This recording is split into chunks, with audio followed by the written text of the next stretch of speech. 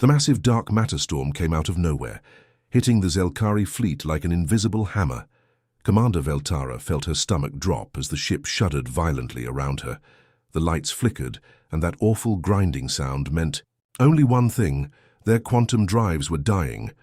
"Report," she shouted over the chaos. Her second-in-command, Kexavol, frantically worked his console. His usually calm demeanor cracked as the readings came in. "All 12 ships are reporting critical damage. The storm tore through our quantum field generators like they were made of paper." Veltara gripped her command chair tighter. The Zelkari had been the masters of space travel for over 3,000 years. Their technology was so advanced that other species considered them almost godlike.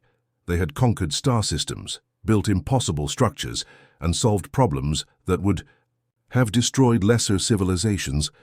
But right now, none of that mattered. "Life support status?" she asked, though she already dreaded the answer. 60% and falling fast," Kexaval replied. "Emergency power is holding, but the main generators are completely fried. We're running on backup systems that weren't designed for long-term use." Around the bridge, her crew worked desperately at their stations. These were some of the finest minds in the galaxy, trained from childhood in the most sophisticated technology imaginable. Yet they looked helpless now, their advanced knowledge useless against the storm's destruction. The view screen showed the other 11 ships in their fleet, all drifting dark and silent. Some had hull breaches, others were spinning slowly, their stabilizers destroyed. The sight made Veltara's heart sink. Each ship carried over 200 crew members, scientists, engineers, diplomats, returning from a failed peace mission in the Outer Rim. "Can we repair the quantum drives?" she asked, though she knew the answer. Chief Engineer Tolnex shook his head grimly. "The quantum matrices are completely scrambled. Even if we had replacement parts, which we don't, it would take months in. A proper shipyard. We're talking about rebuilding the entire propulsion system from scratch." Veltara stared at the tactical display showing their position. They were in an uncharted system, far from any Zelkari territory. The nearest friendly world was over 60 light-years away, impossible to reach with conventional drives, even if they had any working. "Send distress signals on all frequencies," she ordered. "Full spectrum broadcast." "Already tried," came the reply. "The storm damaged our long-range communications too. We're broadcasting, but the signal barely reaches past this solar system." The bridge fell quiet except for the hum of failing systems. Veltara looked around at her crew, these proud, brilliant people who had never known defeat. In their eyes, she saw something she'd never seen before in a Zelkari: fear. They had food for maybe 2 weeks. Life support would last a bit longer if they powered down non-essential systems, but without their quantum drives, they were trapped. No Zelkari ship could possibly reach them in time, even if their distress call somehow made it through the interference. For the first time in her long career, Commander Veltara faced the possibility that her people, the masters of the galaxy, might die helpless and alone in the cold darkness of space. 3 long days passed in the dying Zelkari fleet. The air grew stale and recycled, carrying the metallic taste of failing life support systems. Commander Veltara had stopped sleeping, spending her time moving between ships via emergency shuttles, trying to keep morale from completely collapsing. Then the proximity alarms started beeping. "Commander, we have multiple contacts approaching," reported Sensor Officer Dexhan, his voice tight with confusion. "But these readings don't make sense." Veltara hurried to his station. "What kind of ships?" "That's just it. They're not really ships as we know them. More like metal tubes with chemical rockets attached. The energy signatures are incredibly primitive. I'm reading actual combustion engines." She stared at the display in disbelief. The approaching vessels looked like something from a museum, crude, blocky designs that any civilized species would have abandoned thousands of years ago. Yet here they were, somehow crossing the void of space. "How many?" she asked. 7 vessels, various sizes. The largest is maybe half the size of our smallest scout ship. They're moving in formation, which suggests some level of coordination, but their technology— Dexhan shook his head. "Commander, these ships shouldn't even be capable." Of interplanetary travel, let alone reaching us out here. The communications panel crackled to life with static. Through the interference, a voice spoke in heavily accented Galactic Standard, the universal language that most spacefaring species used for basic communication. Zelkari Fleet, this is Captain Minho of the Earth vessel Harmony. We picked up your distress signal 3 days ago. Are you in need of assistance? The bridge fell completely silent. Veltara looked around at her crew, seeing her own shock reflected in their faces. Earth, she remembered that designation from old survey reports. A small blue planet in an unremarkable system, populated by a primitive species that had barely achieved basic spaceflight. Sir, whispered Communications Officer Neelaster, according to our databases, these humans only developed atomic power about 80 years ago. They shouldn't even know we exist. Captain Minho's voice came through, again clearer this time. Zelkari Fleet, please respond. We have medical supplies, food and repair materials. Our ships may look old-fashioned to you, but we're here to help. Veltara found her voice. This is Commander Veltara of the Zelkari Expeditionary Fleet. How did you even find us? Your distress beacon was pretty hard to miss, Minho replied, and she could hear something like amusement in his tone. We may not have fancy quantum communication, but we know a call for help when we hear one. Permission to come alongside. We've got engineers who'd like to take a look at your ships. Sir, Kexval stepped closer, lowering his voice. This violates every first contact protocol. These humans are a pre-contact species. They're not supposed to know about galactic civilization. They already know we're here, Veltara replied. And right now they might be our only chance. She activated the comm system. Permission granted, Captain Minho. Welcome aboard. As the first human shuttle approached their flagship, Veltara couldn't help but wonder what kind of species would risk everything to help complete strangers from the stars. The first human to board the Zelkari flagship was nothing like what Commander Veltara expected. Engineer Hyojin was small, maybe half the size of an average Zelkari, wearing a patched-up spacesuit that looked like it had been repaired a dozen times. She carried a simple metal toolbox that seemed ancient compared to Zelkari equipment. So, where's the problem? Hyojin asked, pulling off her helmet and looking around with curious eyes. Sub-Engineer Nexaval gestured toward the massive quantum drive chamber. The entire propulsion matrix has collapsed. These systems require quantum state processors operating at absolute zero temperatures with perfect molecular alignment. One tiny miscalculation, and the whole thing explodes. Hyojin nodded seriously, then surprised everyone by crawling right into the maintenance shaft. Mind if I take a look? Wait, Nexaval called out. You can't just touch those components. They're calibrated to tolerances smaller than atoms. One wrong move could destabilize the entire— Relax, came Hyojin's muffled voice from inside the shaft. I'm just looking. For the next hour, the human engineer crawled through spaces that Zelkari had designed for remote-controlled repair bots. She examined every circuit, every connection, even tasting some of the burned components to analyze their composition.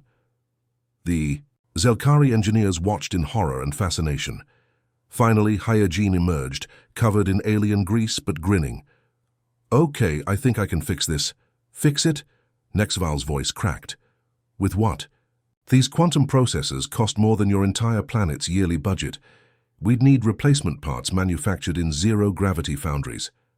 Hyojin opened her toolbox and pulled out what looked like scrap metal. Copper wires, simple resistors, and basic electrical components. Sometimes you don't need fancy parts. You just need to make the electricity go where it's supposed to go. The Zelkari engineers stared as she began connecting her primitive components to their sophisticated quantum circuitry. It looked like someone trying to repair a computer with stone tools. This is insane, muttered Chief Technician Corville. You're connecting Stone Age technology to quantum processors.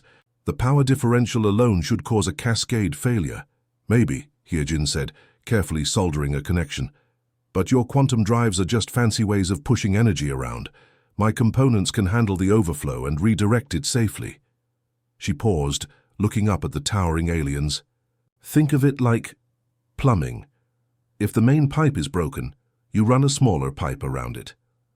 When she finished, The improvised repair looked absolutely ridiculous. Sleek alien technology connected to human wires and circuits with what appeared to be simple electrical tape. Nexval shook his head. This cannot possibly work. Hyejin flipped a switch. The quantum drive hummed to life. Not at full power, but enough to restore artificial gravity and bring the ship's main systems online. Lights brightened throughout the vessel. The life support systems shifted from emergency backup to normal. Operations. The Zelkari engineers stood in stunned silence. "How?" whispered Nexval. Hyejin packed up her tools, looking pleased. "Sometimes the simple solution is the right solution. Your technology is amazing, but it's also complicated. When something breaks, you try to fix it perfectly. We just try to make it work." As she moved to the next damaged system, the Zelkari engineers followed like students, eager to learn from this impossible human who fixed their most advanced technology, with spare parts and determination. Dr. Subin had never treated an alien patient before, but medicine was medicine, or so she thought. The Zelkari medical bay was unlike anything she'd ever seen, filled with floating holographic displays and machines that seemed to read patients' minds. Yet something felt wrong about the whole place. "Your patient in bed 7 is stable," reported Healer Zexani, the lead Zelkari medic. "Fractured ribs, minor internal bleeding. Treatment is complete." Subin walked over to check on the injured Zelkari officer. The patient lay perfectly still, staring at the ceiling with wide, fearful eyes. All his vital signs looked good on the monitors, but something about his expression bothered her. "How are you feeling?" she asked gently. The alien's eyes darted toward her, surprised. The pain medications are working efficiently. My recovery time should be optimal." "That's not what I asked," Subin said, pulling up a chair beside the bed. "How do you feel?" The question seemed to confuse him. "I do not understand the difference." Subin noticed his hands were trembling slightly. Without thinking, she reached out and gently covered one of his hands with hers. The Zelkari officer's eyes went wide with shock, but the trembling stopped. "Physical contact with patients is not medically necessary," Zexani said from behind her, sounding disapproving. "It serves no therapeutic purpose and may introduce contamination risks."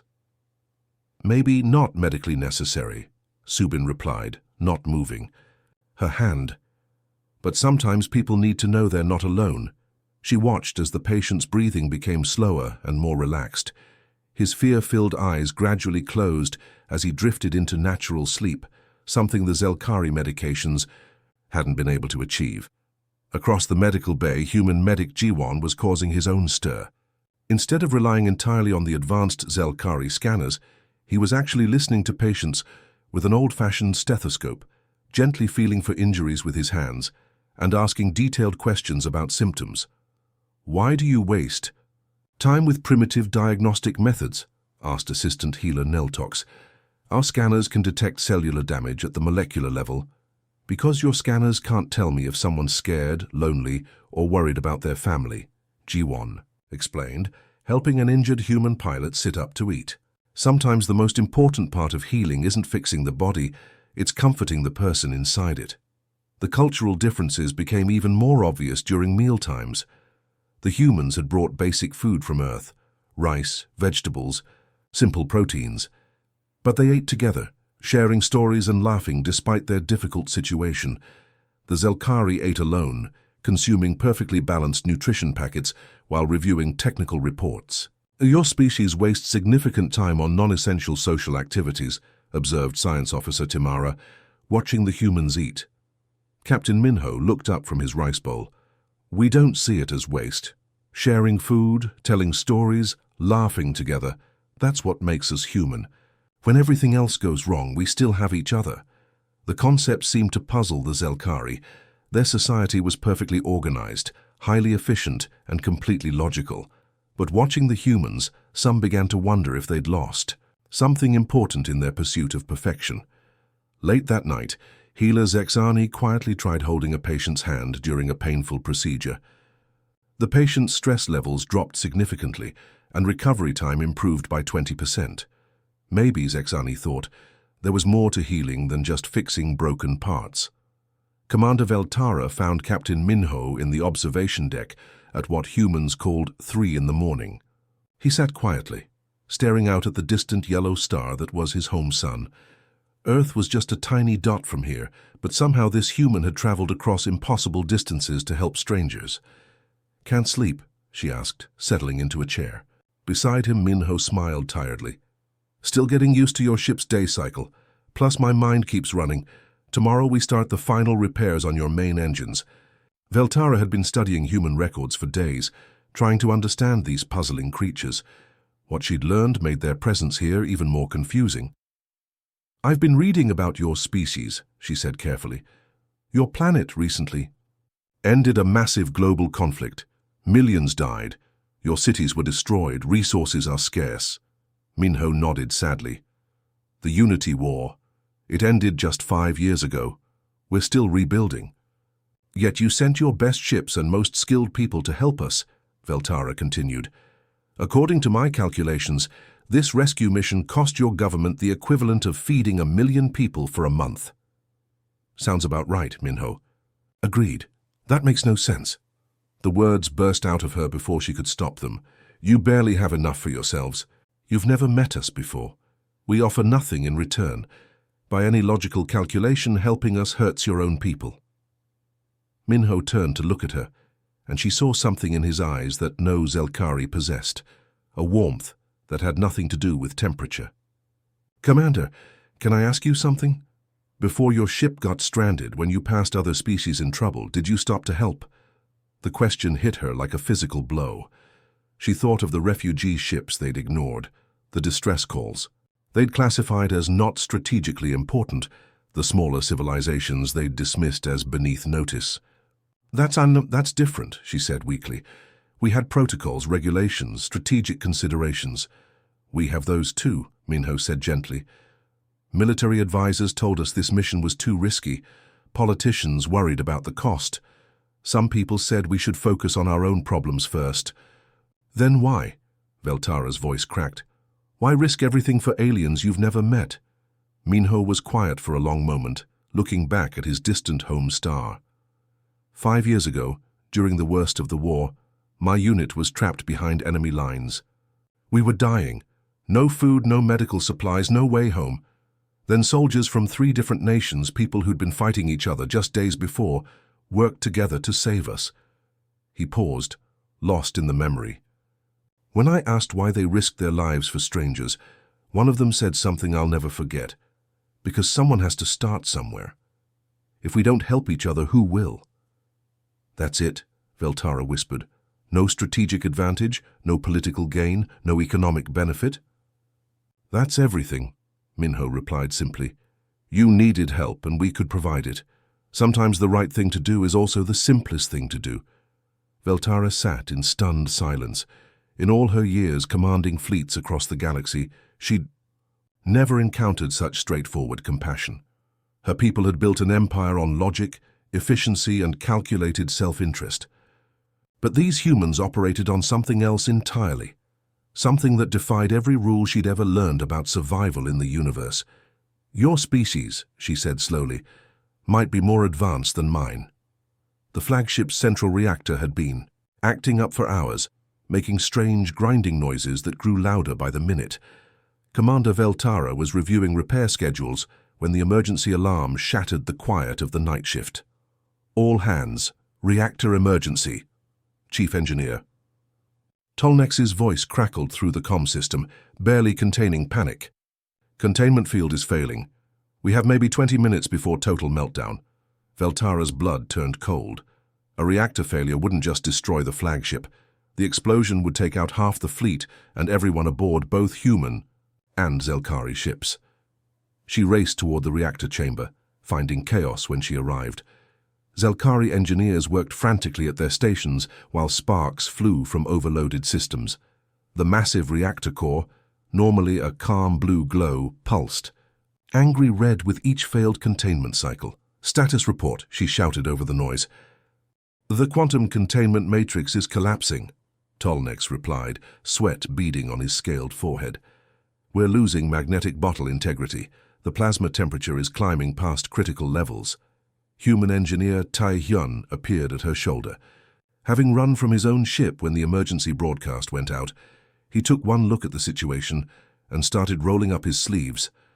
"What can I do?" he asked simply. "Nothing," Tolnek said bitterly. "This requires precise quantum field manipulation. Your primitive technology cannot possibly—" "Then explain it to me," Taehyun interrupted, studying the alien displays. "I may not understand your tech, but I understand physics. Energy is energy, right?" The Zelkari engineer stared at him. "You want to manually control a quantum reactor with no training? I want to not die in a nuclear explosion," Taehyun shot back. "So yes, teach me fast." With the clock ticking down, Tolnex had no choice. He quickly explained the basic principles.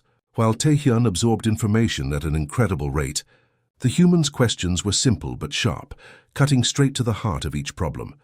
"So if the magnetic bottle can't hold the plasma, why not give it somewhere else to go?" Taehyun asked, studying the reactor schematics. "Impossible. The energy release would destroy the secondary systems. What if we don't try to stop it? What if we redirect it?" Taehyun's hands moved over the controls with growing confidence. Like a pressure valve. Instead of trying to contain all that energy, we let some of it bleed off safely. "The calculations are too complex," Tolnex protested. "One mistake and we make the explosion happen faster." "Then don't calculate," Taehyun replied, his fingers dancing over alien controls with pure instinct. "Feel it. Listen to what the reactor is telling you." Working together, the human and Zelkari began a desperate dance with forces that could vaporize them in seconds. Tolnex provided technical knowledge while Taehyun contributed something the Zelkari had lost centuries ago, the ability to improvise under pressure. "Containment field stabilizing," called out another engineer, disbelief in his voice. Slowly, carefully, they brought the reactor back under control. The angry red glow faded to calm blue. The grinding noise stopped. The temperature readings dropped. Back to safe levels. As the immediate crisis passed, Tolnex looked at Taehyun with new respect. "How did you know that would work?" Taehyun wiped sweat from his forehead and grinned. "I didn't. But sometimes you have to try impossible things." The Zelkari cargo bay had been transformed into something that looked like a technological treasure room. Advanced quantum computers the size of briefcases, but more powerful than anything on Earth. Medical scanners that could heal injuries in minutes. Gravitational manipulators that could reshape matter at the atomic level. Energy weapons that could power entire cities or defend against fleets. Commander Veltara stood proudly beside the collection, watching Captain Minho examine each piece with wide eyes. These gifts represented centuries of Zelkari advancement, technology that could transform human civilization overnight. "The quantum computer alone could solve your planet's energy crisis," she explained enthusiastically. "The medical scanners would eliminate most diseases. The gravitational tools could help you terraform worlds or build structures in space that would take centuries with your current methods." Minho picked up one of the devices, a sleek crystal that contained the complete technical knowledge of faster-than-light travel. With this single gift, humanity could explore the galaxy within their lifetimes, instead of taking thousands of years. "This is incredible," he said softly. "With technology like this, we could change everything.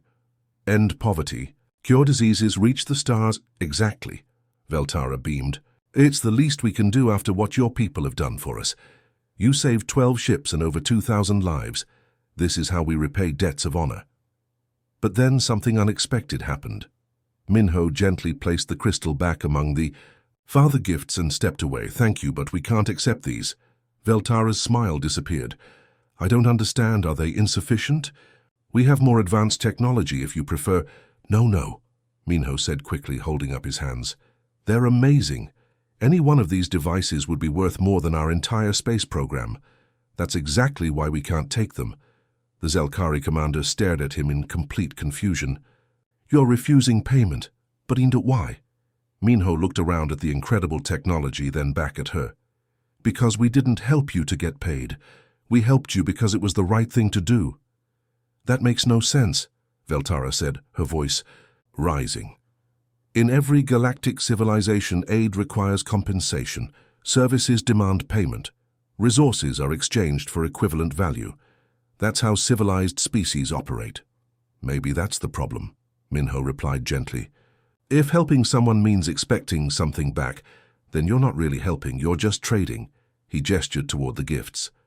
These technologies would solve our problems overnight, yes, but they wouldn't be earned.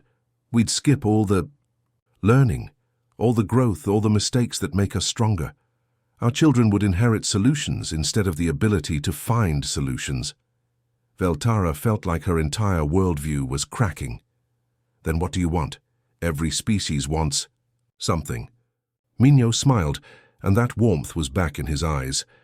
We want you to remember this feeling.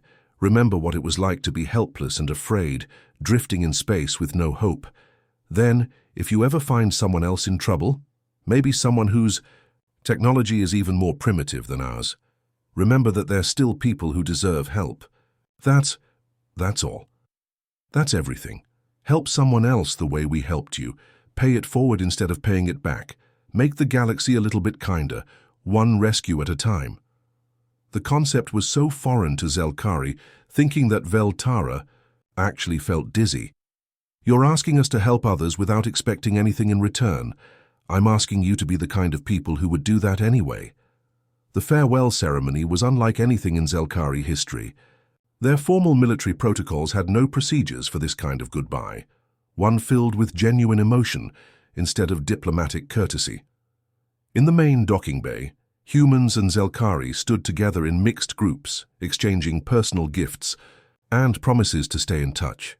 Dr. Subin was teaching healer Zexani how to properly hug a patient, while engineer Hyagin showed her Zelkari counterparts how to fix things with creative improvisation, what they'd started calling the human approach to engineering. I still don't understand how your duct tape works on quantum processors, muttered sub-engineer Nexval, carefully storing a roll of the silvery human repair material. Neither do we, Hyejin laughed. But it does, so why question it, Commander? Veltara watched the interactions with amazement. Her crew, normally reserved and professional, were laughing, sharing stories, and even crying as they said goodbye to their human friends. Several Zelkari officers had formally requested permission to remain on Earth to study human society, while a few humans volunteered to travel with the Zelkari fleet to learn about galactic civilization. "Commander," called Science Officer Taimara, approaching with tablet in hand. "The humans have shared their complete cultural database with us. Music, literature, art, history, everything. They're not keeping any secrets." This was another shock. Most species guarded their cultural information carefully, sharing only sanitized versions with outsiders. But the humans had opened their entire heritage to these alien strangers. Captain Minho appeared at Veltara's side, carrying a small wooden... "I have something for you," he said quietly. She opened the box to find a simple compass, the kind human sailors had used centuries ago to navigate Earth's oceans. The needle swung steadily toward magnetic north, despite being light years from any magnetic field. "It's beautiful," she said, though she didn't understand its significance. "This compass always points toward true north," Minho explained. "No matter where you are, no matter how lost you get, it shows you the right direction." He paused, looking directly into her eyes. "We think humanity's true north is helping others. Maybe yours can be too." Veltara held the primitive device, feeling its weight. Such simple technology, yet it carried a message more powerful than any quantum computer. "I've been thinking about what you said," she admitted. "About paying it forward instead of paying it back. My people will have trouble understanding this concept." "Change always starts with one person," Minho replied. "You can be that person for the Zelkari." The time came for final boarding. The human ships prepared to return to Earth while the Zelkari fleet made ready for their journey home. But instead of the usual formal military departure, something unprecedented happened. Both crews gathered at the observation windows, humans and Zelkari side by side, waving goodbye like old friends. Some were crying, others were laughing. All of them had been changed by this encounter. As the human ships fired their simple chemical rockets and began their long journey home, Veltara stood on her bridge, holding the compass. Its needle pointed steadily toward Earth, toward the people who had shown her species what true civilization looked like. "Set course for home," she ordered, "and prepare a message for Zelkari High Command.